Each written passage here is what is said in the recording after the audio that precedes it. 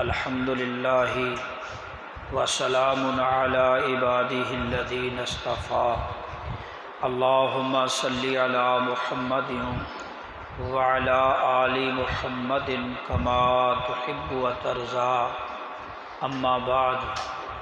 سیدنا حضرت ابو ہریرہ رضی اللہ تعالی عنہ بیان کرتے ہیں کہ رسول اللہ صلی اللہ علیہ وآلہ وسلم نے فرمایا، الا ادلکم علی ما یمحو اللہ بہ الخطایا ویرفع بہ الدرجات۔ آپ نے فرمایا، کیا میں تمہیں ایسے عمل نہ بتاؤں جن سے اللہ تعالی گناہ معاف فرما دیتے ہیں اور درجات کو بھی بلند کر دیتے ہیں۔ صحابہ کرام رضوان اللہ علیہم اجمعین نے عرض کی، اے اللہ کے رسول صلی اللہ علیہ وسلم ضرور بتائیں۔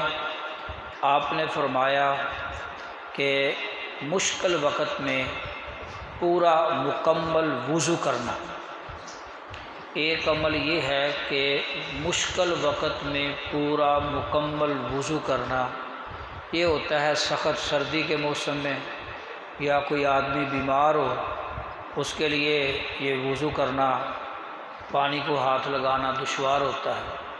تو فرمایا یہ ایک ایسا عمل ہے جس کے ذریعے اللہ تعالی گناہوں کو بھی معاف فرما دیتے ہیں اور درجات کو بھی بلند کرتے ہیں۔ دوسرا آپ نے فرمایا کہ مساجد کی طرف کثرت کے ساتھ قدم اٹھا کر آنا۔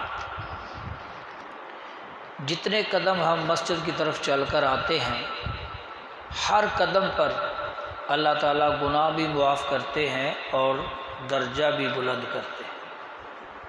حضرت جابر رضی اللہ تعالی عنہ بیان کرتے ہیں کہ مسجد نبوی کے قریب کچھ گھر خالی ہوئے تو بنی سلمہ قبیلہ کے لوگ وہ مسجد سے دور رہتے تھے، انہوں نے ارادہ کیا کہ ہم مسجد کے قریب آ جائیں۔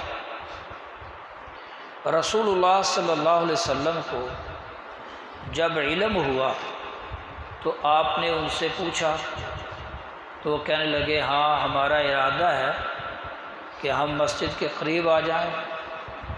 آپ صلی اللہ علیہ وسلم نے فرمایا، بنو سلمہ اپنے گھروں میں ٹکے رہو، تمہارے قدموں کے نشانات بھی لکھے جاتے ہیں۔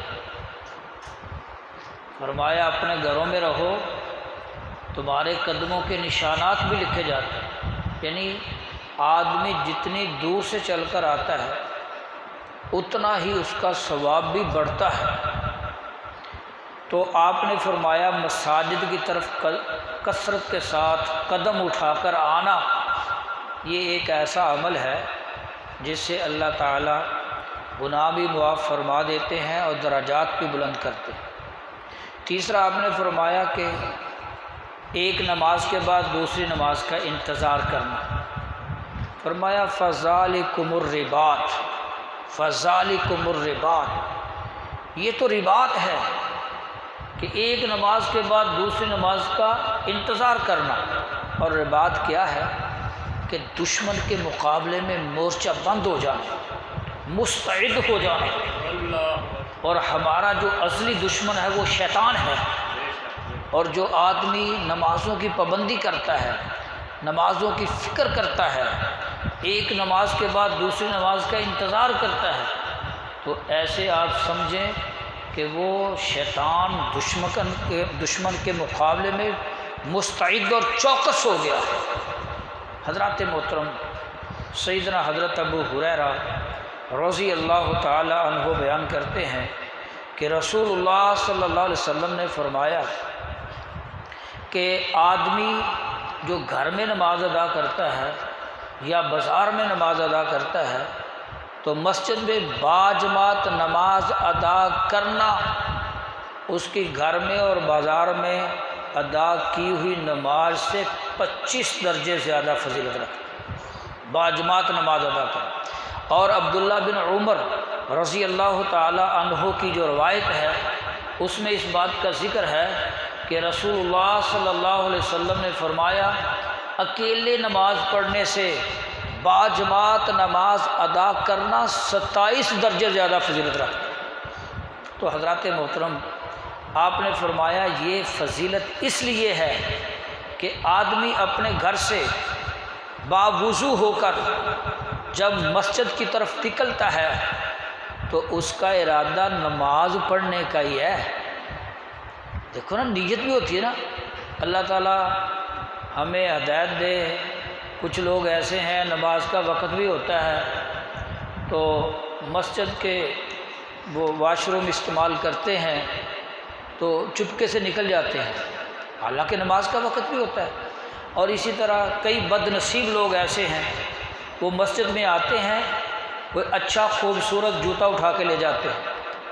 اب آتے تو وہ بھی مسجد کی طرف ہیں، لیکن ان کے لیے تو گناہ ہے۔